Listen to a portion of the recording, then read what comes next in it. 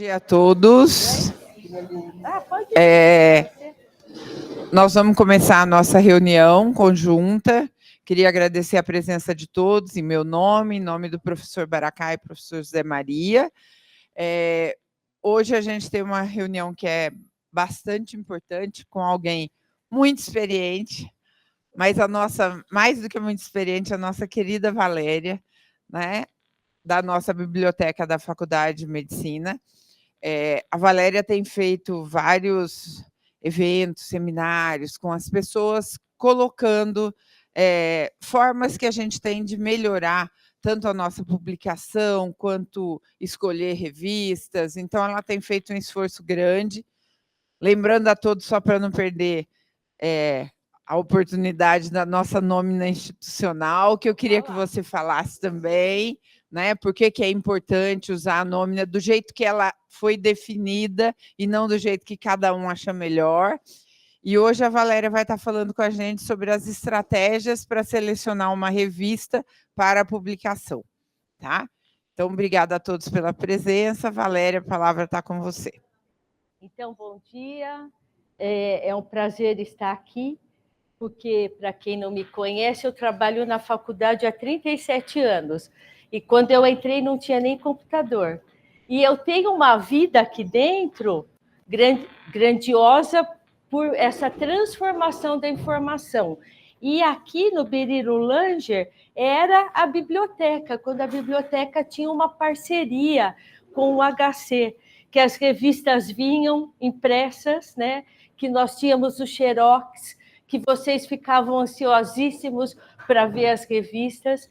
E quando o PubMed, o Index Médicos, começou a chegar em CD, e eu trabalhei com o DOS, imaginem, né? Então, para mim, foi muito importante essa transformação da informação.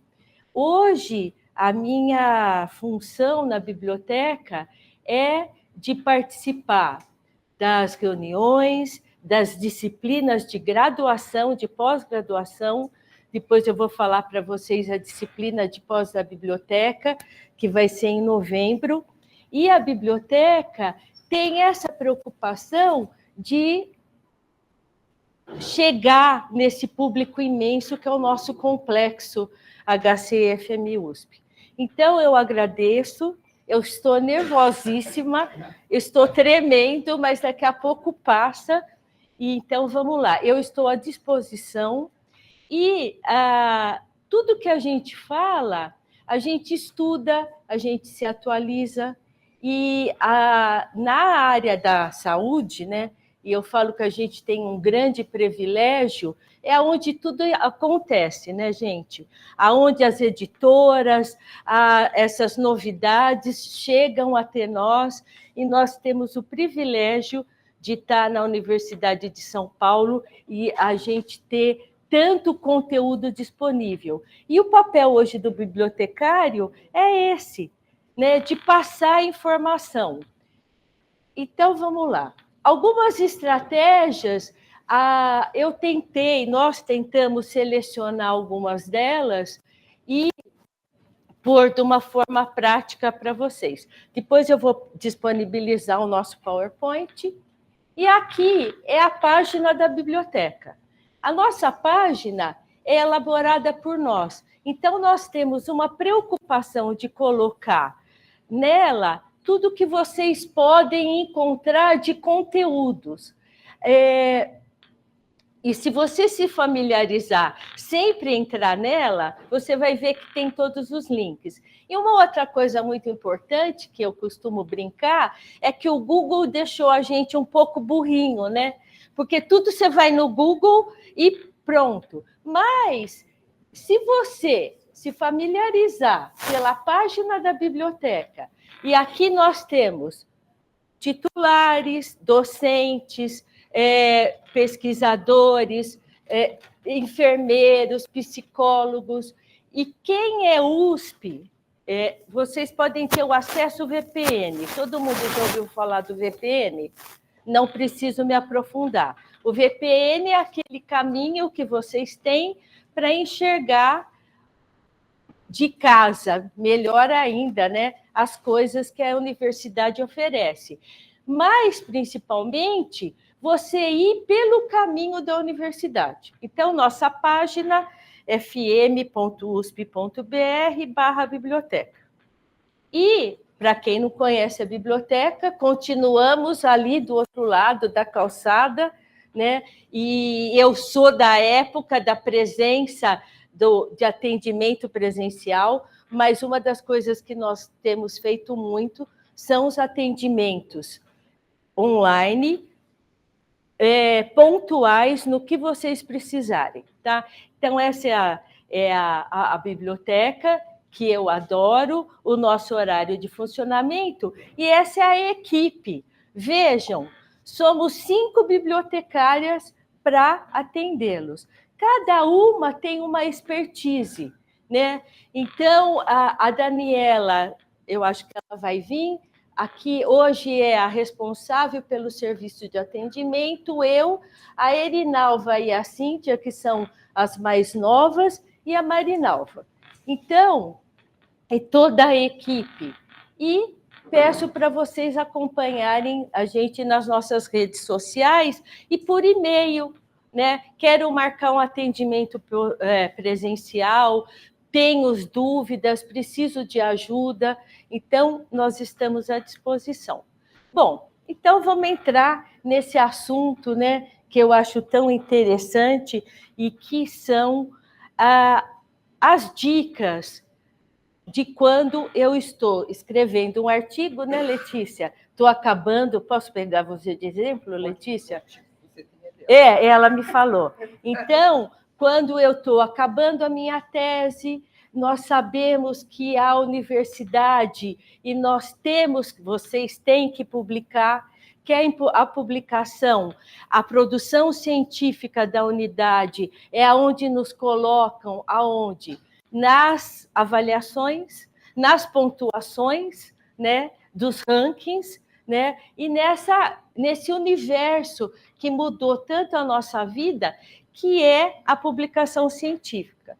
Então, nós sabemos que vocês usam as bases de dados, e quando você está numa base de dados e você está pesquisando alguma coisa na sua área, você vai conhecendo as revistas.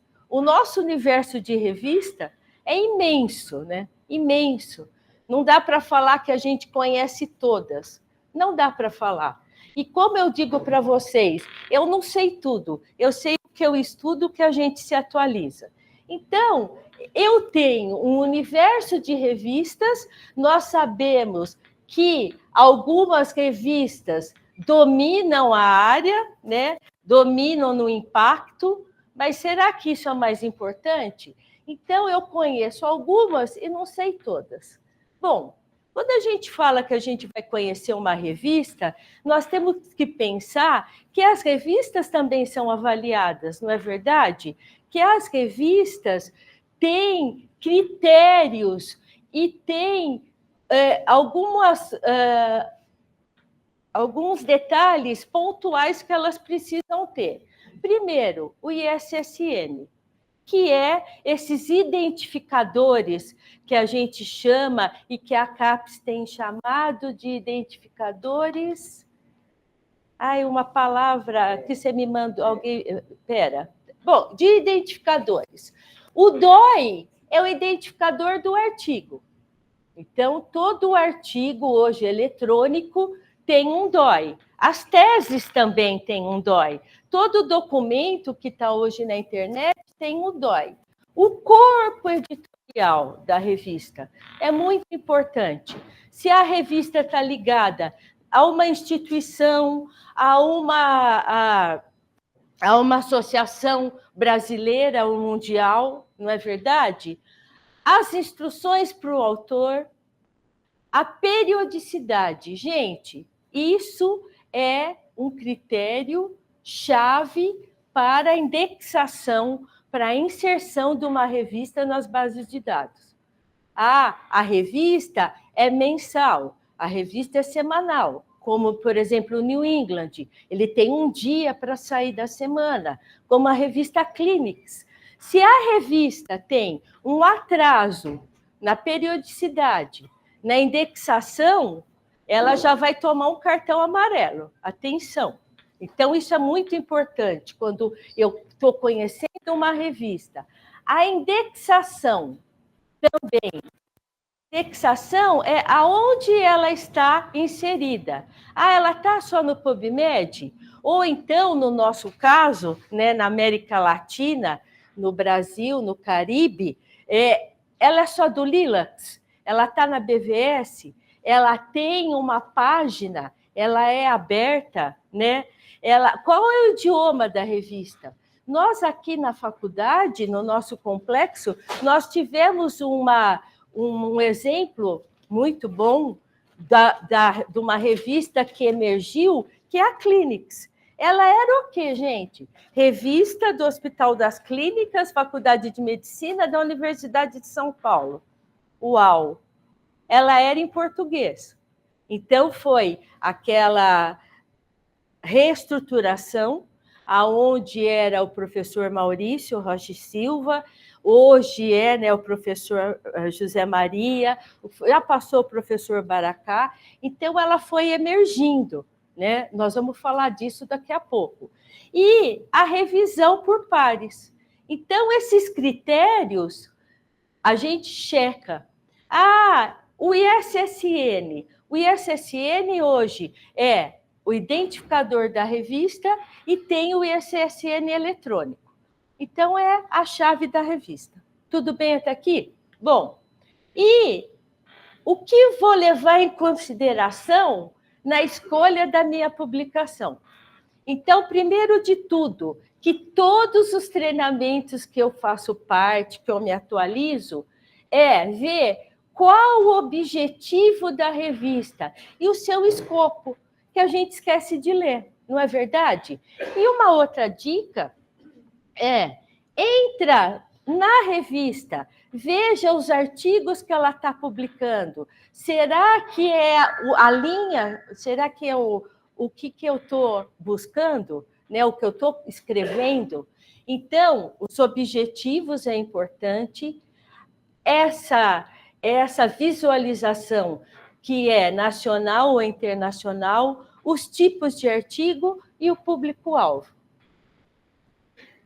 Ler o escopo da revista é essencial. O fator de impacto. Bom, fator de impacto. Nós temos várias análises métricas. Não só o fator de impacto 1, o fator de impacto 30, mas um fator de impacto que a revista publica e tem uma relevância mundial.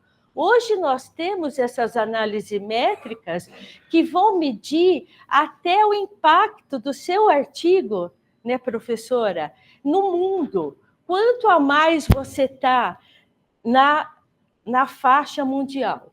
É muita análise, né, gente? É muita novidade e que nós temos que conhecer, tá? Então, o impacto, não só o impacto, fator de impacto, o índice H, como que a revista está sendo vista mundialmente, o que ela publica e o que isso impacta na produção científica.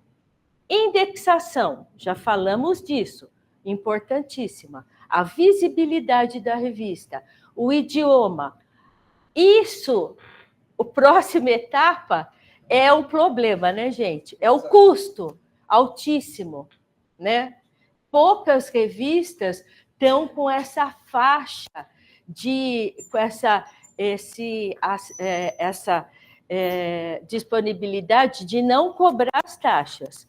Mas as taxas altíssimas é um problema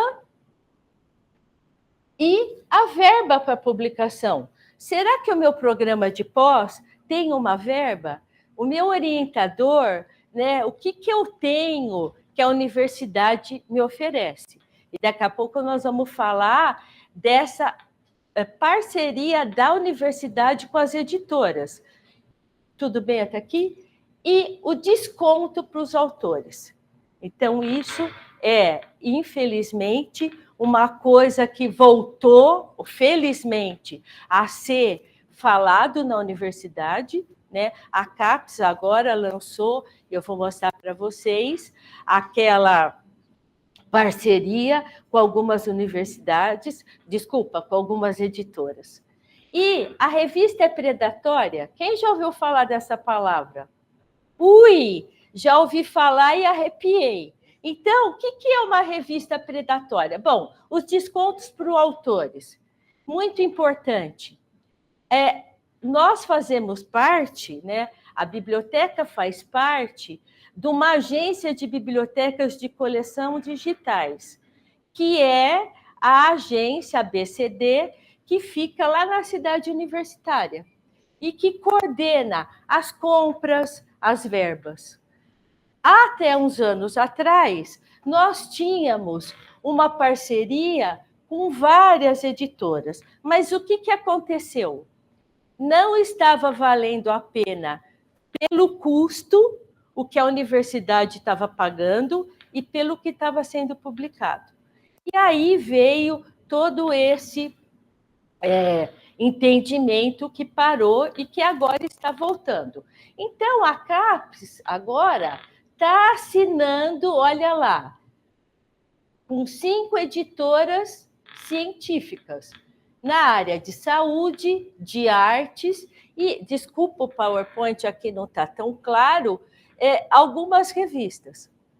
Ah, mas não tem a minha área. Mas esse acordo está voltando e sempre, né, nós temos, a universidade tem essa preocupação, mas a gente sabe que essas taxas são caras, né? E que um professor, que um pesquisador, que um aluno de pós já vai pensando isso e vai buscando os recursos que tem. Bom, aquela palavra, periódico predatório.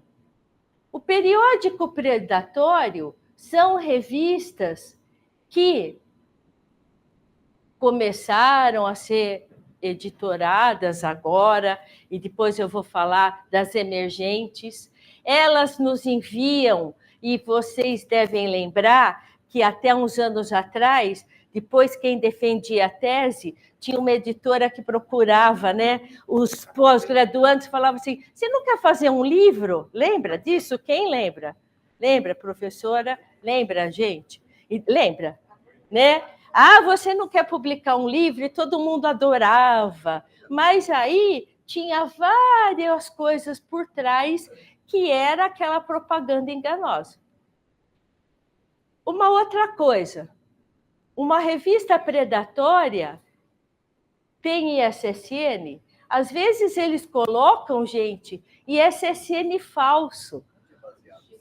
O ISSN é baseado nessa instituição internacional, fora, mas eles têm os escritórios aqui no Brasil, tá?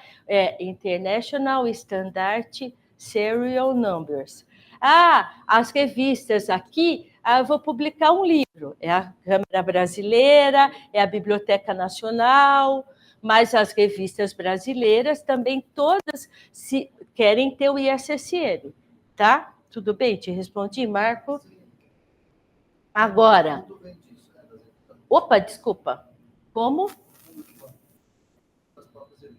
Sim. Aí, aqui, nós temos a listas de editores fraudulentos. Uma boa revista, ela põe a fotografia do editor, o e-mail do editor, toda a lista, da onde eles são, qual a instituição. Então, estou entrando numa revista, eu vou lá nas instruções e no escopo e vou ver isso tudo. O processo de revisão é rápido, acelerado. Nossa, acabei de mandar e já gostaram do meu artigo? Não estão fazendo uma crítica, uma correção? É um alerta, tá? Tudo bem até aqui? A gente fala assim, não acontece isso. Acontece sim. O site não é claramente identificável, ou pode ter não ter afiliações exigidas, pode ter informações de contato, e-mail, né, endereço, tudo. e a exigência de transferência de direitos autorais para a revista. Então, eu vou publicar, as revistas falam assim, você quer pagar a taxa para todo mundo ler o seu artigo, ou só para ler o seu artigo, quem paga a revista para você, né? A universidade tem assinatura? Então, isso é uma coisa que nós temos que pensar. E é isso que eu falei, acontece. Então, são alertas que a gente orienta. E quando a revista é emergente? Bom, aí já é um pouco melhor. A palavra emergente, né, já nos diz que ela está subindo, está sendo avaliada. Então, na atualidade, né, quando uma revista está sendo, né, os desvios postos para a editoração de uma revista são muitos. O custo está ligado a uma rede de instituição, editora, universidade, associação científicas, repositórios. Os novos periódicos, eles são criados e eles necessitam de um reconhecimento científico. Quantos de vocês já não mandou um artigo para uma revista e a revista falou assim, desculpa, eu não posso aceitar o seu artigo, mas estou te mandando eu sugiro. Provavelmente, por exemplo, a Nature, várias revistas, elas estão criando uma sub-revista, tá? Onde o processo de avaliação é igual, mas a revista, devido a um grande número de artigos que ela recebe, ela quer fluir também para uma outra divisão. Tudo bem, gente? Então, nós sabemos que essas revistas emergentes, elas estão convivendo e estão concorrendo com outros periódicos que já estão mais avaliados. Mas o que eu acho, o que nós achamos, é que ela está sendo avaliada. E principalmente se ela está ligada, se ela está indexada, desculpa, nesses ferramentas que fazem essa avaliação, tá? Então, uma outra coisa que eu pus aqui, que é isso, né? O produtivismo acadêmico é um fenômeno derivado do processo de avaliação. E ele valoriza a quantidade e, às vezes, desconsidera a qualidade. Por que eu pus isso? Porque será que é só o impacto e a citação é importante? É importante, mas hoje as métricas medem tudo. As métricas, elas medem se você clicou, se você mandou por e-mail, se você tweetou, as redes sociais. Então, um artigo, ele é muito mais visualizado e ele demora para ser citado, né? Eu estou escrevendo o meu projeto, eu estou escrevendo o artigo, está demorando. A citação não é tão rápida como a métrica, tá? Nós vamos ver isso. E aqui, a metricização refere-se à hipervalorização. Mas, olha lá, maneiras de mensurar o artigo, é isso que eu acabei de dizer. Cliquei, usou, baixou, mandei, sabe até para onde, gente? Para os gerenciadores de referência. Quem usa aqui os gerenciadores de referência? O Mendeley, o EndNote, né? O Zotero. Quando quem usa o Mendeley, você vai ver até os artigos que outras pessoas. Isso é uma visualização e é uma métrica, né? Super importante, tá? E as bases de dados. Isso daqui. Desculpa. Quais são, então, essas ferramentas que fazem essas medidas? O Altmetrics e o Plum, que eu já vou mostrar. E a única, entre parênteses, né, que faz isso, que mostra para o pesquisador uma lista de revistas emergentes, é o Web of Science.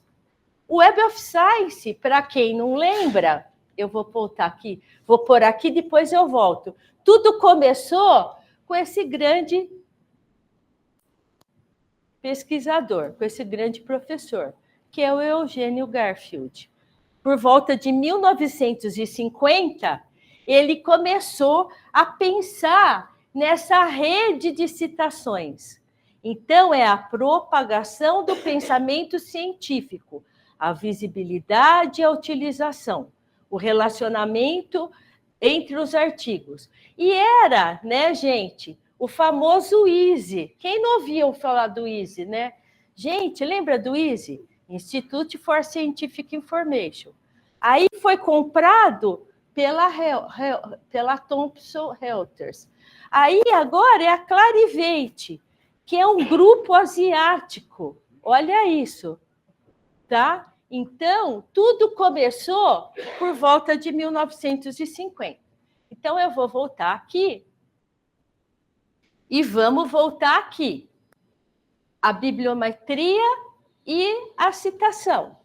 Olha que legal. Todos vocês já devem ter visto isso. Quem não viu, depois é isso que eu falei. Tudo que eu estou falando, quem quiser se aprofundar, nós estamos à disposição. Ó, o Altimetric, olha que legal. Ele põe se o artigo foi tweetado, blogado. Olha que bárbaro, né? Tudo é contado, tudo é contado. Então, isso é altamente hoje importante. É a visibilidade, né? Um artigo, e quem... Bom, nós sabemos, né, que todos vocês usam muito mais o PubMed. E quando você desce a página do PubMed, o que tem lá, gente? Os artigos que estão bombando, né? Os mais acessados. Então, é uma métrica. Então, isso é muito importante, que é a bibliometria, que é a citação, mas também a contagem de uso. E aí, eu disse para vocês que a Clarivate tem vários produtos e a famosa lista de impacto, que é o JCR. E eu me preocupei de pôr aqui nesse exemplo o seguinte: as revistas emergentes. Então, eu usei os filtros, vejam, o Emerging Science Citation, eu coloquei obstetrícia e ginecologia, deram de revistas emergentes 51, num total de mais de 8.000 revistas emergentes. Então, obstetrícia e ginecologia. E aqui eu filtrei para o Brasil. E olha que interessante, o Jornal Brasileiro de Reprodução Assistida, olha, ele tem já um impacto, e a Revista Brasileira de Ginecologia e Obstetrícia, que essas listas me dão até o quartil. Ó, que legal, tudo bem até aqui? E de revistas brasileiras de todas as áreas que estão emergindo, são 262. Então, para os editores, para nós que acompanhamos várias revistas, é um prazer saber que esse número das revistas brasileiras está sendo aumentado. Que, na verdade, todo mundo quer ser avaliado e quer participar desse mundo das métricas. Bom, então, Eugênio Garfield, então vamos entrar nessas ferramentas. O que eu tenho para usar? A Clarivate, né, que faz a base de dados Web of Science, né, que cada dia é uma caixinha de surpresa, né? E a página muda, entra um link diferente. Uma outra coisa que eu não vou me aprofundar, mas que nós estamos extremamente preocupados com a inteligência artificial, né? Não é? O que a inteligência artificial está entrando em tudo? E aqui na página da Clarivate, nova, que entrou faz pouco tempo, ele tem já até uma ajuda, que tem a inteligência artificial por trás, até o New England agora está pondo tudo de inteligência artificial. Nós temos as revistas específicas que estão sendo publicadas de inteligência artificial. Bom, então, o JCR, e aqui aonde eu vou entrar, que é essa ferramenta que a Clarivate brilhantemente faz, que é uma ferramenta que está dentro do EndNote. Todo mundo conhece o EndNote? O EndNote online, tá? Que todos vocês podem fazer uma conta. Então, toda a revista, eu crio o login, uma senha, toda a base de dados, né? E essa parte desse conteúdo da Clarivate, dentro do EndNote, tem esse link que chama correspondência, aonde eu vou colocar o título do meu trabalho e o resumo. E ela vai buscar dentro do conteúdo da Clarivate. É lógico que ela vai puxar a sardinha para os periódicos que ela coloca. Bom, então esse é a página que depois nós vamos fazer um teste. Vejam, e olha lá, Welcome Valéria. Todas essas funcionalidades, né? Fala assim, estou te vendo outra vez, né? Eu tenho que ter um login e senha. Pode ser o meu e-mail institucional, pode ser o meu e-mail particular, né? E você indo pelo caminho certo da universidade. Tudo bem até aqui? Bom, e a Elsevier? A Elsevier todo mundo conhece, né? Uma das maiores editoras mundiais da área da saúde, e, para minha surpresa, há um ano atrás, ela foi comprada, a procedência da Elsevier, gente, era europeia. Eu uso a base de dados Scopus, todo mundo já ouviu falar da Scopus, né? Que a base de dados Scopus e o Web of Science fazem as métricas, né? De citação, já me mostra o impacto da revista, e a Elsevier, ela dá uma ênfase para os periódicos asiáticos, europeus, russos. Então, ela está indo lá para o outro lado do mundo, que às vezes a gente esquece que também, além de eles dominarem a economia, eles estão dominando o mercado científico. E a Elsevier foi comprada, para minha tristeza, por um grupo asiático, tá? A Elsevier tem uma página, olha, de ajuda para o pesquisador. Vocês já ouviram falar isso?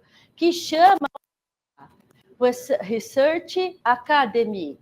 Ela tem a base de dados Scival, que é essa base que faz as ferramentas de contagem de tudo.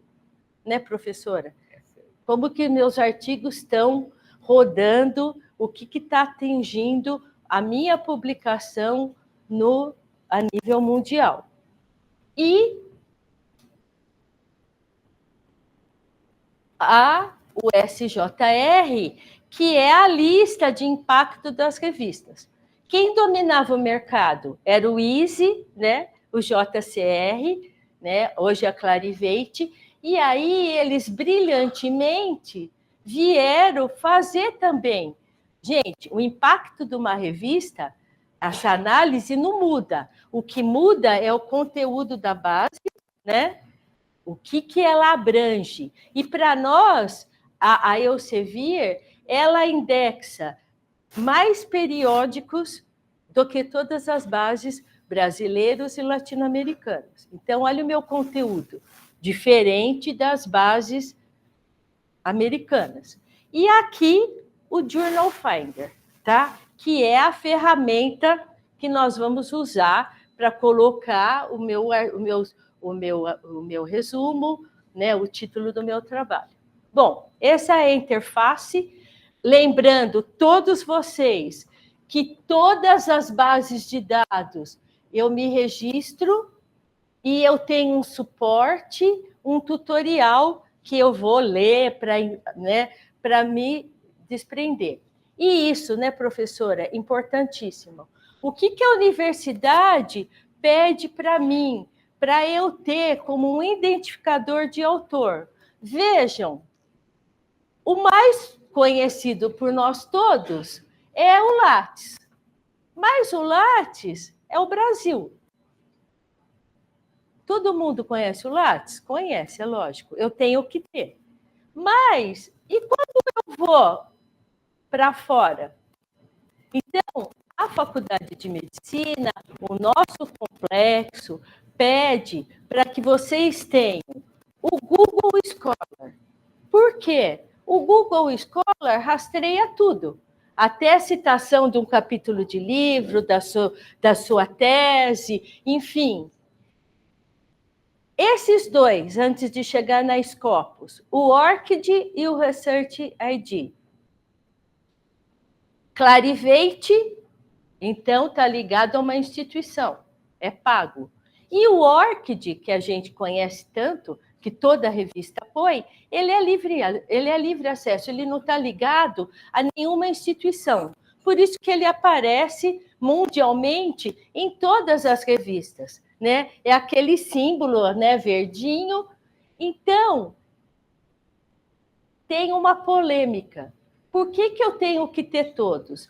O Scopus ID, você vai ter a partir do momento que o artigo que você publicou está dentro da base de dados Scopus. Então, duas sugestões. Acho que a maioria de vocês tem, quem não tiver, faça o ORCID. E o ORCID, amigavelmente, ele... E é lógico, você tem que estar com o seu currículo atualizado, né, gente? Não é, professor? Então, eu faço o ORCID, eu posso migrar as minhas publicações para o Research ID. Eles falam assim, vamos fazer as pazes? Eu combino com você, eu já alimento um e mando para o outro. E uma coisa que nós temos visto, que principalmente com alguns pesquisadores daqui. Gente, deixem o seu ORCID aberto para o mundo inteiro te ver. Porque a partir do momento que o ORCID está numa revista, eu clico no ID do autor, eu vou ver as publicações dele. Vários pesquisadores daqui deixam um ORCID fechado, e aí eu não vejo. Hoje, esses identificadores, eles trabalham até como uma rede social.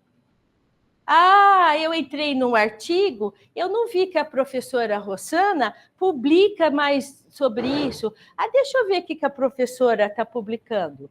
O DOI, que tem no ORCID, todos nos currículos, né, nesses identificadores, se a revista for livre acesso, o pesquisador já vai ver seu artigo. Então, olha a minha visibilidade, tá? É muito maior, tá?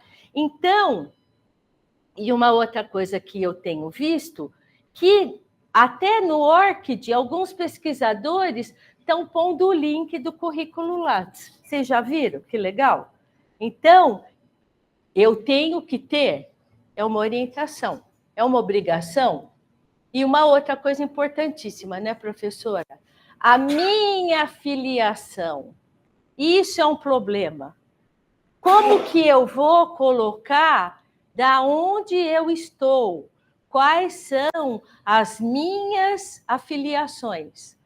Nome de universidade não se traduz. Valéria, já vi muitos.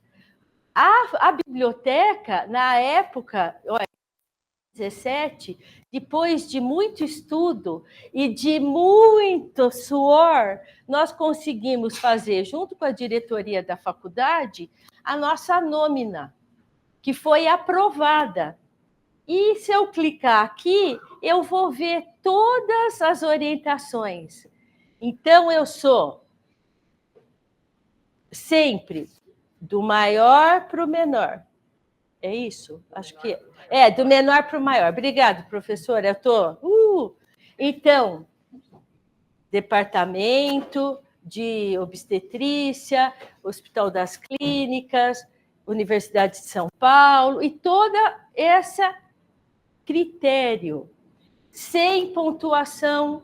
Se eu clicar aqui, eu vou para anônima. Eu vou um pouquinho para frente, depois a gente ir lá na página da biblioteca, tem até os tutoriais. Ou então, eu não estou sabendo fazer, nos procurem. Outro dia nós fomos procurados por uma aluna de pós que a revista não queria aceitar o nome da universidade em português. Então, foi um caos. Então, dá um jeito de pôr um parênteses.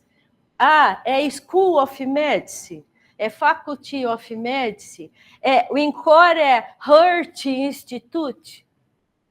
A variação da USP e dos nomes daqui, gente, é uma loucura a lista. Nós temos de tanto, né?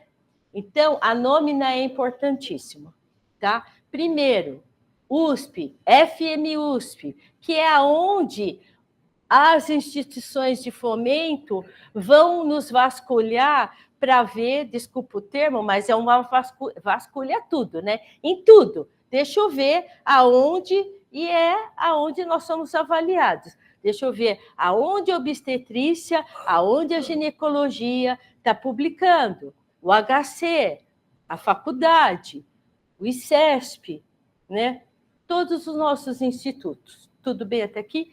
E eu dei para vocês, passou aí, que é importantíssimo, o nosso observatório, né? O observatório, ele faz toda essa junção de avaliação, de impacto, de índice H, do nosso complexo, tá? Tudo bem? Bom, dicas que valem a pena, né? Valem ouro. Primeiro não, recapitulando, ler o escopo dos periódicos, fazer uma pesquisa de artigos já publicados no periódico sobre o seu tema.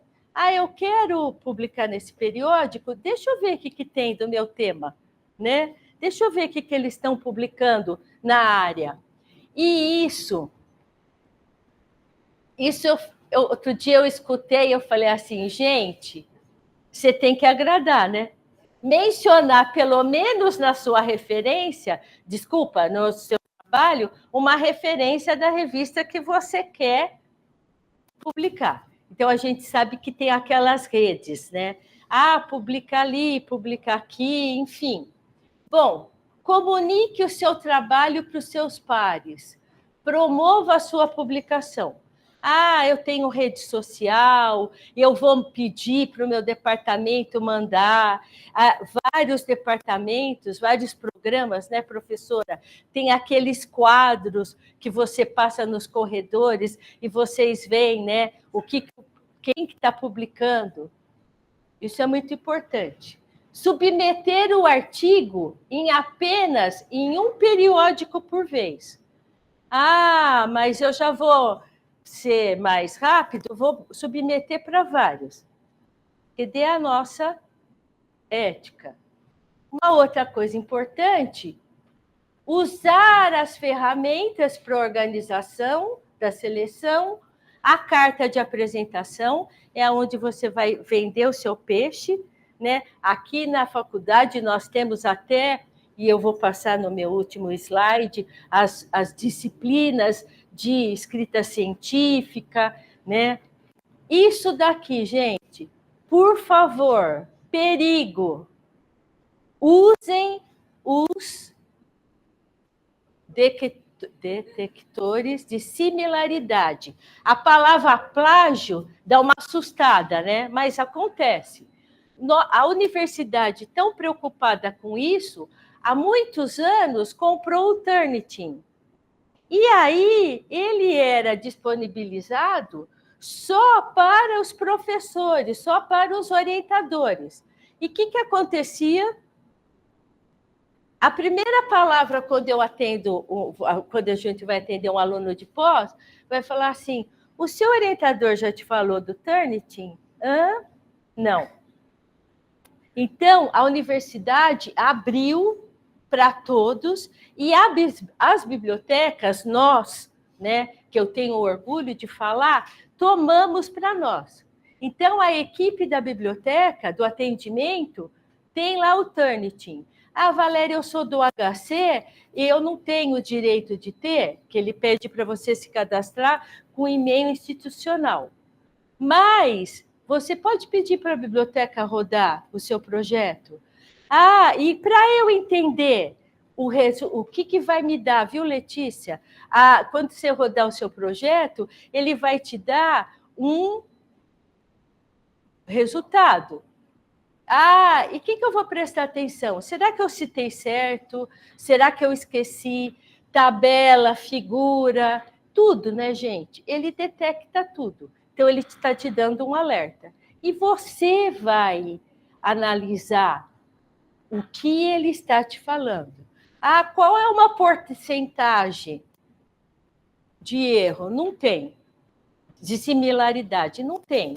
Depende da sua área. Ah, eu sou uma psicóloga. Tem psicólogos aqui? Oi. Ah, na área de psicologia, eu cito muito, né? Coisas clássicas. Então, tem que estar entre aspas, da maneira correta. Tudo bem? Uma outra coisa é que você pode rodar o seu projeto, o seu trabalho, quantas vezes você quiser. No mesmo dia, até 3, mas ele demora um pouquinho para você poder voltar. Enfim, gente, são ferramentas ótimas. E uma coisa que a gente escuta muito, o artigo bateu na revista, eles já têm esses detectores de similaridade. Podem ter certeza, tá? Então, é isso, não desanime. No site da biblioteca, nós temos espaço do aluno pós-graduando. E eu gosto muito desse site. Quem já viu esse site? Ele é da Universidade de Toledo e ele está ligado, né, ao ICMJE, que são as recomendações de Vancouver. E quantos de vocês, quando entrou numa revista, falou assim, cadê as instruções para o autor? Quando eu digito aqui, gente, o título da revista, ele já me manda para a página das instruções para o autor. Já põe impacto, é bárbaro. E aqui, um outro site que a gente não pode deixar de falar, que é o DOAGE, que é esse site desse movimento que estão pedindo agora para as revistas serem o quê? Acesso aberto. Ah, o New England tem uma parte de acesso aberto que depois, não dos últimos anos, de anos anteriores. Então, isso tudo é muito importante. Então, o DOAGE, olha, ele tem mais de 20.625 periódicos. Tudo bem? E aqui, eu coloquei na minha apresentação os links, vários recursos para vocês conhecerem. Esse que eu falei, que eu acho muito legal, que é ajuda e dicas para o pesquisador que está escrevendo um artigo. E aqui, para vocês pensarem mais, quais são o que eu tenho de suporte para me ajudar na redação. O Instituto Gilson Volpato, todo mundo já ouviu falar do professor Gilson Volpato? Ele era um professor, mas aposentou da Unesp, que ele tem esse Instituto Gilson Volpato de Educação Científica. Dicas de como escrever, o site da escrita científica do professor Zuculoto, e hoje essa ferramenta, já ouviram falar do MindGraph? É um site que você pode se cadastrar, que eu recebo toda semana novidade, que é aquela ferramenta que vai te ajudar para o seu artigo fazer o seu resumo em formato de gráfico. Vocês já viram nos artigos? que é, obrigada, o formato do gráfico? O resumo é o que chama a atenção do seu artigo. E eu adoro esse site, gente. Ele dá dica de como escrever, de verbos, de como... Olha, eu adoro. Conheçam ele, que é muito legal. Uma parte, é lógico, é free, e outra parte é paga, mas é um custo muito simples. E eles te mandam notícia toda semana. Eu adoro. A gente aprende muito. E aqui, o que a faculdade nos oferece? Bom, o professor Gilson Volpato, ele tem uma disciplina que ele participa aqui. Vocês sabiam? Quem está fazendo pós aqui? Essa disciplina, vocês conhecem a disciplina? Já fez ela? Já se cadastrou? Ela vai ter em dezembro, mas eu não sei se ela já está. Então, ele, olha a disciplina, vai começar em novembro. E a disciplina da biblioteca, né? Que é uma disciplina que tem 3 créditos, as pessoas não conhecem, por quê? Elas sempre vão procurar as disciplinas sempre na minha área e esquece de olhar as outras áreas. Na disciplina nossa da biblioteca, nós damos 9 aulas e a gente costuma dizer que a gente disseca tudo, as bases de dados, treina, enfim, tem todo esse suporte. Tudo bem até aqui? Então, do meu PowerPoint é isso. Eu agradeço. E vamos colocar a mão na massa? Você me ajuda, Bruno? Alguma pergunta? Eu agora vou entrar, então, nas 2 ferramentas, que é o Journal Finder e a correspondência do Web of Science. O professor Galeta e a Letícia e a Lucinda me mandaram um resumo para eu fazer de teste. Devo confessar que apanhei um pouquinho no resultado da hora que ele dá a sugestão. Depois, se vocês quiserem sentar comigo, a gente discute. Mas eu também tenho um outro exemplo. Estou no site? Tá. Então, olha. Ele tá aqui, ó.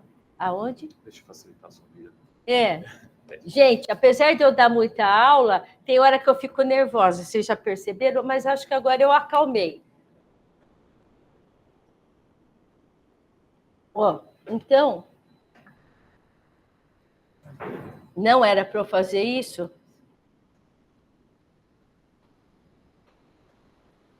Vou fazer diferente. Espera aí. Desculpa. Vamos fazer. Eu vou entrar na página da faculdade, fm.usp.br, e eu venho aqui, ensino, biblioteca. Quando...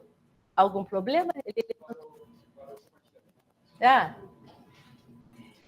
Outra coisa, nós temos aqui a revista Clinics, né? Que é uma revista que tem impacto, que tem, né, um importante desempenho aqui dentro. Então, eu venho aqui, ensino, biblioteca. Essa é a biblioteca. E eu venho aqui, produção científica, o OPI, não vou mostrar agora, depois se der tempo. E eu venho aqui, fontes de informação, base de dados. Olha lá que legal. Todos os links das nossas bases. Quantos de vocês põem lá PubMed? Mas, gente, se familiarizem em entrar pela nossa página. Vejam que aqui a gente separa acesso público, restrito, os recursos audiovisuais, que depois posso até falar do Jove, os sites de evidência e os dos impactos. A gente coloca tudo aqui. Então, o primeiro que eu vou entrar é no Web of Science, que é a Clarivate. Estou no site do Web of Science. Então, eu vou aceitar todos os cookies e vejam que a página mudou recentemente, que ele tem aqui, ó, um assistente de pesquisa. Cada dia é uma surpresa. E eu, como eu disse para vocês, eu vou me logar. Então, eu vou me logar, espero que dê tudo certo. Meu e-mail é valeria.viliena@fiem.usp.br. Ah, Valéria, pode ser um outro e-mail? Pode. São que vocês estão dentro da universidade e que é minha senha, que, aliás, eu trouxe aqui a minha cola, porque a gente esquece, né, gente? E vamos lá. Opa, espera. Vocês concordam que eu já errei? Ai, desculpa. Como eu estou aí no horário, professora? Que horas são? Ah, já deu? Ui! Agora vai. Ó, eu me loguei. Ó. Olha lá, Valéria Lombardi. E eu vou clicar aqui. Posso fazer a minha pesquisa por palavras. A biblioteca ajuda vocês na melhor estratégia de busca. E a Clarivate, ela tem aqui os produtos. Olha, vários produtos. O JCR, o Insight, o Master Journal. E eu venho aqui, olha, no EndNote. É o EndNote o quê? Online. Ó, e aqui eu estou no meu EndNote, aonde todos vocês podem colocar as referências, podem compartilhar, né? Eu posso aqui guardar até 30 mil referências, eu não sei se esse número vai ajudá-los na vida acadêmica, e eu venho aqui, né, não vou entrar, a biblioteca oferece os treinamentos de EndNote, de Mendeley, do Zotero, que agora está ganhando o público, e eu venho aqui em correspondência.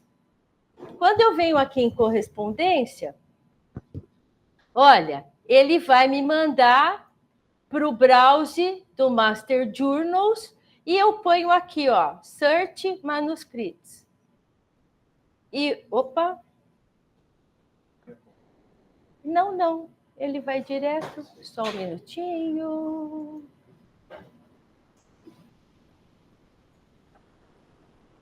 Ó, já entrou. Espera aí, está carregando. Ó, e ele pede para eu colocar o título do meu trabalho e o resumo.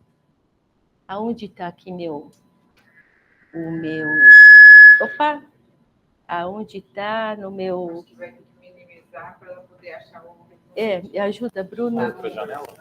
Está lá no meu pendrive. Ah, não sei. Isso tudo eu sei fazer, né? Mas eu fico nervosa. Aliás, é muito bom ficar nervoso, né? Porque a gente tem... Entra aqui para mim. Ó, e devido ao tempo, eu vou entrar nesse modelo final.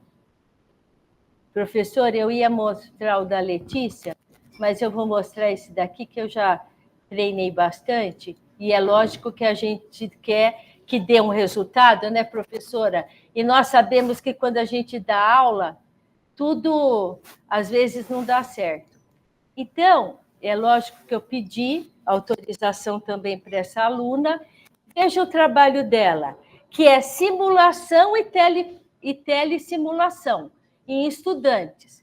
E vou mandar procurar. Vou pôr só o título para ir um pouquinho mais rápido. E veja, ele me deu um resultado. Olha que legal.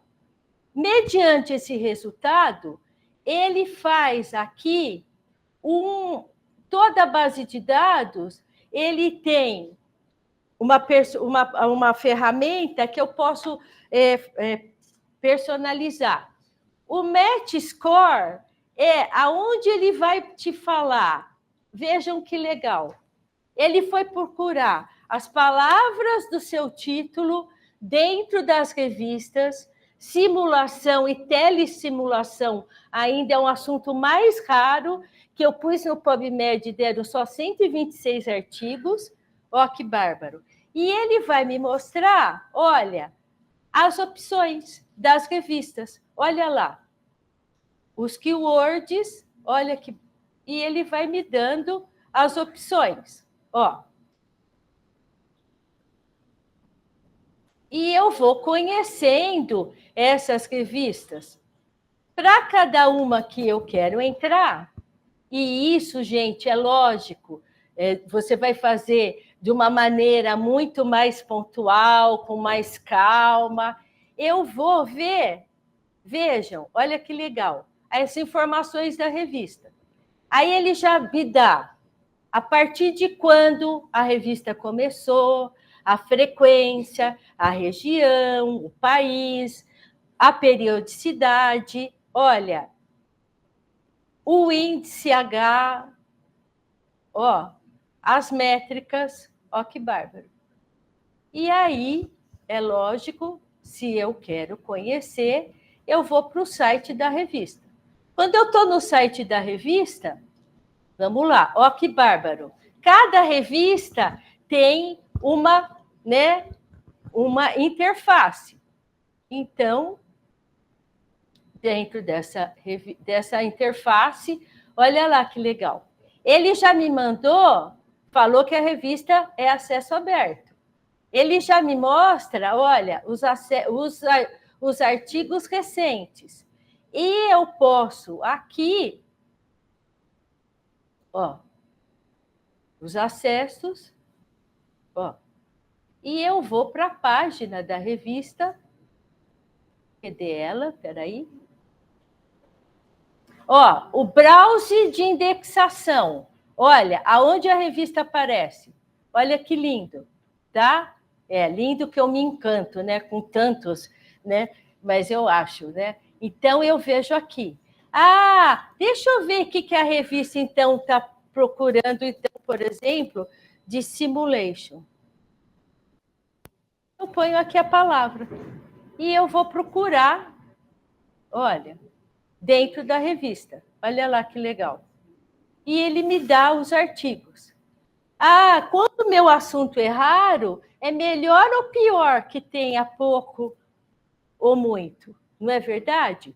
Então, aqui, olha, ele me dá um resultado para cada artigo que eu quero entrar. Eu posso clicar aqui, ó. E olha que legal, gente, o que eu acho, né? Ó, a carinha aqui, ó, do editor da revista. Ó, que bárbaro. As recomendações do artigo. Ó, então, quando eu vou para dentro da revista, eu vejo todo esse conteúdo que ela me apresenta. E aí eu vou conhecendo a revista, tá? Vou voltar aqui na minha tela. Opa, desculpa. E vamos entrar numa outra revista. Então, essas ferramentas... Opa, desculpa, ele voltou.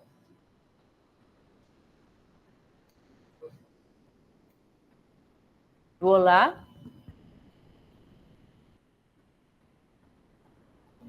Ó, e vamos entrar, por exemplo, nessa Biomedic Research. Quando eu clico aqui, ó, as mesmas informações, o impacto, ó. E eu vou, então, para a página da revista. Ué. Eu vou ter que configurar com calma. Tá, então, desculpa. Eu vou para o Journal Finder. Só para vocês verem a interface.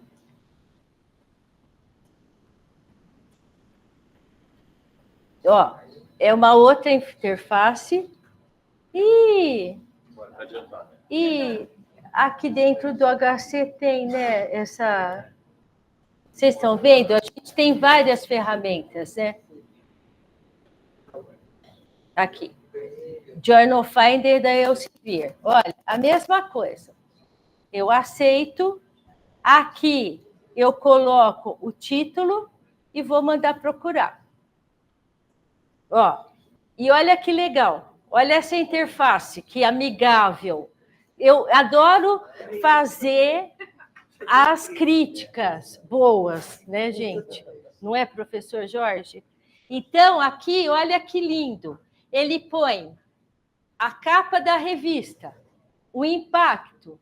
Uma outra coisa importantíssima, o tempo de decisão que a revista pode te falar se você está sendo analisado, seu artigo ou não. Prazer em vê-la.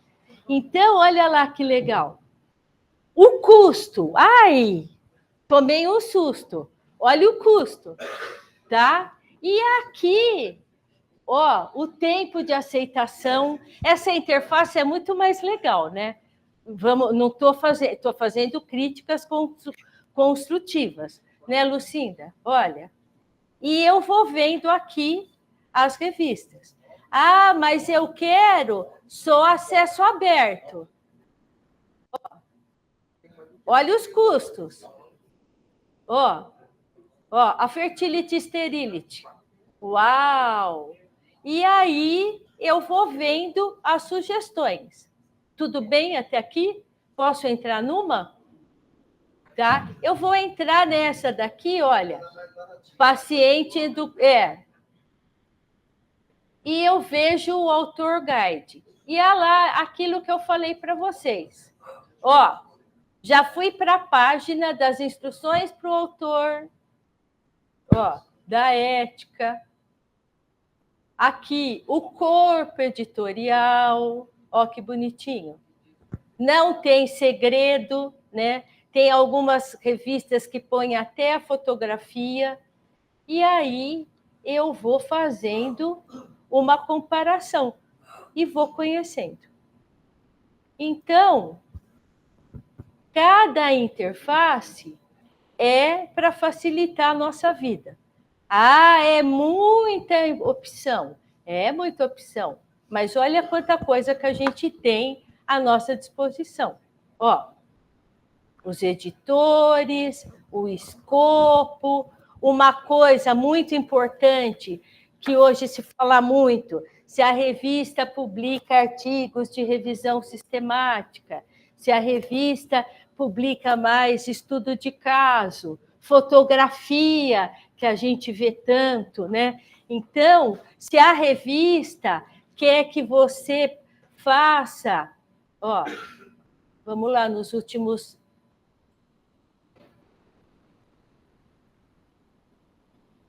Ó, e quando eu vejo os artigos, vamos ver, eu vou para um artigo, olha lá, a interface da Elsevier é muito interessante. Ela me mostra artigo em HTML. É muito melhor para eu trabalhar, copiei, salvei fotografia, já monta para o PowerPoint, enfim, tudo isso. E aqui, métricas.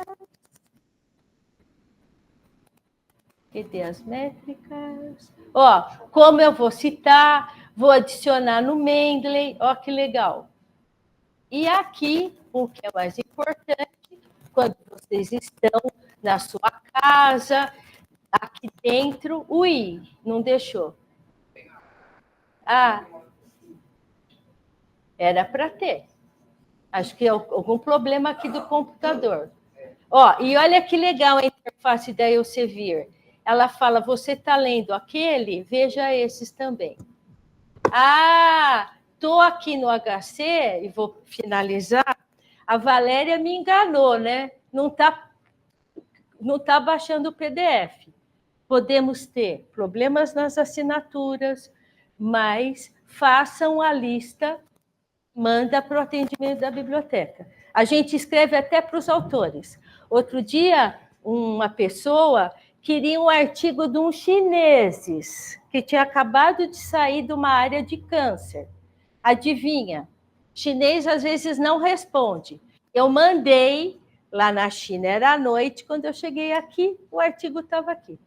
Então, a gente vai buscar para vocês, tentar buscar o documento onde ele estiver. Então, era isso. Desculpem se eu me excedi, mas são 2 ferramentas, vou voltar aqui, muito importantes, que nos ajudam muito.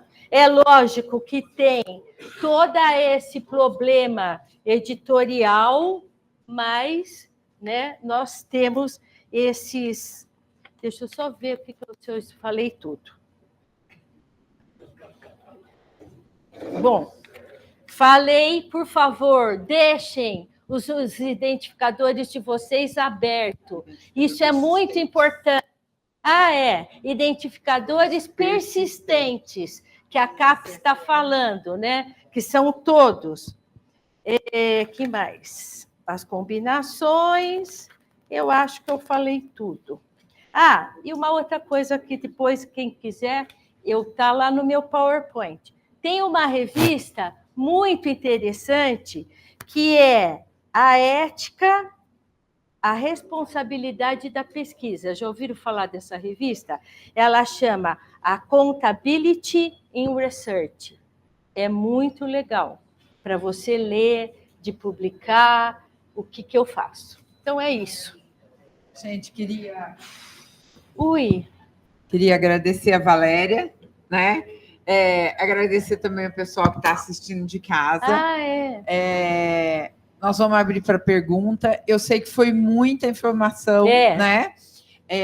Mas o que eu queria dizer, que eu acho que é o mais importante, é que a gente conheça a biblioteca e o quanto a biblioteca pode nos ajudar. Tudo isso que a Valéria colocou aqui, eu acho que é desse tamanhinho perto do que a biblioteca faz. Obrigada, né? professora. Então, eu queria que todo mundo conhecesse e soubesse que a gente pode acessar, né? Eu, quando estava fazendo o memorial, pedi vários artigos daqueles que a gente não tem acesso.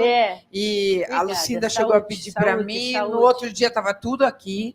Né? Então, quando a gente tem um artigo nosso da clínica que não tem, você não está conseguindo acessar, a gente pede, e realmente é incrível, no outro dia ele está aqui. Né? Então, para usar essas ferramentas, e isso faz com que a gente consiga, de uma forma mais rápida, a publicação e em locais melhores.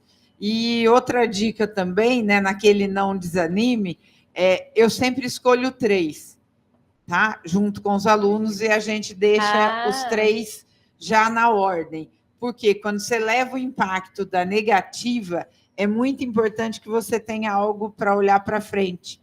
Porque se você escolher só uma e depois você vai escolher a outra, você perde muito tempo digerindo não. Né? E a gente não pode perder tempo digerindo não, a Maria também faz isso, né? Então, assim, a gente não pode perder tempo digerindo não. Levou o não, hoje é o dia do não, amanhã é o dia de por que foi não, e o terceiro dia é para onde eu vou. E as sugestões, né, que o editor dá, corrige isso, já vou corrigir para mandar para a próxima, não é verdade? E é isso, a gente sabe que é difícil, mas é importantíssimo. Isso eu gostaria de falar mais isso. É muita informação, né? A cabeça da gente vai saindo uma fumacinha. Então, eu costumo brincar, se vocês não lembrarem de tudo que eu falei, vocês têm uma vaga lembrança. E vocês sabem que a gente dá o suporte. E eu adoro, a biblioteca adora recebê-los, né, doutor Marcos? Trocar ideia, olha, tem isso, a USP tem isso, cada uma tem uma visão, né, Marcos? Um caminho para te dar dicas para ajudar vocês no que for preciso. Alguém quer fazer alguma pergunta? Opa! Para a graduação, se vocês têm alguma ação com os alunos. Também. Como é que é isso? Como é que vocês estão lá? A graduação é suporte total na aula, primeiro ano, E eu tenho dado aula, todo mundo já foi na biblioteca? Nós temos uma salinha de aula lá muito simpática, que cabem confortavelmente 10 pessoas. A gente tem dado muito suporte para aluno no início da iniciação científica. Tudo, tudo, fala tudo. Tem a disciplina da participação da biblioteca na disciplina do professor Milton de Arruda e da professora Patrícia. Só que é primeiro ano, então eles esquecem. Mas a gente vive falando, nós damos treinamento, mas não tem uma disciplina. A gente pensa em fazer, mas não foi para frente. Quem sabe, né, professora? Bora lá. Valéria. Pois não? Aqui. Oi, professor. A Galeta aqui. Bem, falando, até respondendo para o Marco, os alunos meus de iniciação fizeram o curso lá do Ryan, né, para meta-análise. Foi bem legal, eles aprenderam bastante. Então, realmente, é só marcar o horário com vocês e estou aqui de testemunha. Né? Obrigada. Eu queria perguntar para você, em relação, 2 perguntas. Os jornais predatórios, quando você faz esse Finder, tem alguma chance deles aparecerem? Então, adorei a sua pergunta, professor. Deixa eu ver se eu trouxe aqui. E outra em relação ao Posso pedir Jane. um favor? Posso pedir para vocês assinarem e pôr o e-mail? A gente coloca vocês nas nossas divulgações? Desculpa, a biblioteca também trabalha tudo com métricas. Sim. Quantas aulas, quantas pessoas. E a outra pergunta era em relação a um outro sistema, o Jane. Qual? Se você conhece ou não o Jane. Que é sim, Finder. Conheço. É interessante quando eu faço pelo Civer e pelo Jane, dá bem diferente, mas eu fico sempre naquela angústia, qual que é. A interface é melhor, você vê todas as possibilidades. Mas, às vezes, o Jane coloca outras revistas que eu não estava pensando. Quero que você falasse um pouquinho. Esses 2, eles vão puxar para as revistas dele. A Springer, professor, tinha um site muito legal também, é lógico, das revistas dele, mas está em modernização. Mas eu conheço esse também. E tem risco de sair uma predatória na revista? Então, deixa eu te falar uma coisa. Tem. Agora, vocês lembram, há uns anos atrás... Se tem risco de sair uma predatória quando você faz uma busca por revista para publicar. Se ela pode aparecer ali. Eu gosto do papel. O Qualis, lembra? Tinham lançado uma lista do pré-da-Qualis, há uns anos atrás. Saiu na revista da FAPESP, saiu um monte de notícia. O que aconteceu? Essa lista sumiu. Ela tem até bem disfarçada, eu pus no Google, ela tem até uma parte dela, mas a lista sumiu. Por quê?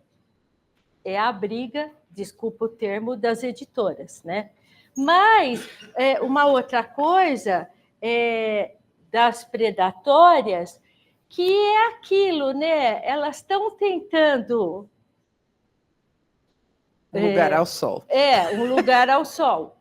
Mas é aquilo que é muito perigoso, entre aspas. O corpo editorial, o ISSN, então é difícil. Tem chance de uma predatória, por exemplo? Uma predatória não vai conseguir entrar num JCR. Ou pode entrar? Se ela melhorar, sim. Mas enquanto ela tiver como predatória, a chance é pequena, né? Porque, na verdade, para entrar no JCR, o processo para o editor da revista é muito difícil. Muito difícil. Então, uma das coisas que eu uso é ver se aquela revista está no JCR, se ela tem uma citação real mesmo, entendeu? No Scopus, no JCR, porque eu acho que é uma dica que também pode ajudar. Sim. Né? Mas, assim, ajuda, né? Tudo que eu falo, eu estudo. E eu já tentaram entrar no PubMed e colocar revistas predatórias?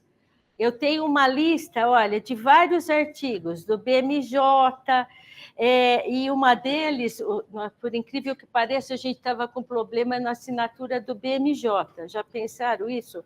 E aí tem uma publicação, se quiser eu te mando, do BMJ, que é Como Evitar Ser Enganado por Revistas Predatórias. Coloquem no PubMed, ele vai dar um monte de artigo e de dicas. E eu tenho esses artigos, eu estudo, a gente lê, e tem muitas publicações legais. Se você quiser, eu mando para você esse artigo, que é de uma pesquisadora de Londres, que ela escreveu muito legal, é do PMJ. E ela me mandou o artigo. Gente, pelo avançado da hora, nós vamos estar terminando. Tá bom? Valéria. Agradecer muito a Valéria. Acho que a gente precisa te chamar muito mais vezes, né? E queria só reforçar, procurá-la e chamar, né? E eu só queria reforçar a importância de colocar a nômina institucional do jeito que é colocado mesmo. Por quê? Para a gente conseguir financiamento internacional, para dar um passo para fora e para uma universidade internacional olhar para a gente, ela vai procurar pela nômina institucional, tá? Então, por mais que todo mundo ache bonitinho escrever em inglês, não vai ser o que vai dar certo. E queria também chamar a atenção para vocês, assim, essa escolha da biblioteca foi muito estudada, e se vocês olharem, a maioria das universidades italianas, portuguesas, francesas, elas não traduzem o nome delas para o inglês. Elas colocam o nome dela na língua nativa, tá? Então, pensar isso, nosso nome não vai mudar, né? Você não é João e vai virar outra coisa se estiver na China, se estiver, né? Então, acho que é isso, tá? Eu agradeço. Obrigada, Valéria. Obrigada. Doutora Valéria.